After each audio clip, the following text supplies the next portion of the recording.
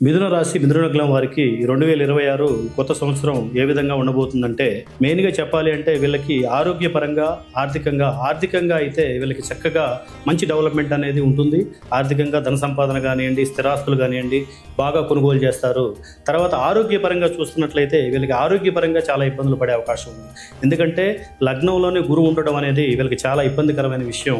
తర్వాత చూసినట్లయితే కుటుంబ పరంగా చూసినా కూడా కుటుంబంలో అన్యోన్యత లోపించడం కానివ్వండి, భార్యాభర్తల మధ్య, ఎందుకంటే 7th హౌస్ కొద్దిగా డ్యామేజ్ అయ్యి కనబడతా ఉంది కాబట్టి గోచార రీత్యా వీళ్ళకి భార్యాభర్తల మధ్య ఒక అనుకూలత, ఒక అండర్స్టాండింగ్ లేకపోవడం, గొడవలు, చికాకులు అనేది ఎక్కువగా అయ్యే అవకాశం అనేది ఉంటుంది. తర్వాత వీళ్ళకి కలిసి వచ్చే అంశం ఏంటంటే ఉద్యోగంలో కానీ వ్యాపారంలో కానీ మంచి డెవలప్మెంట్ ఉంటుంది. ఎందుకంటే 3 పువ్వులు 6 కాయల్లాగా వీళ్ళు కష్టపడితే ఖచ్చితంగా సాధించుకోగలుగుతారు.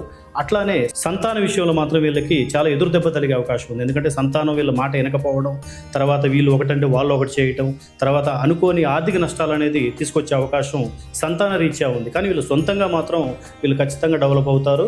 ఈ విధంగా ఈ రాశి వారికి, ఈ లగ్నం వారికి ఈ విధంగా ఉంది. నమస్కారం.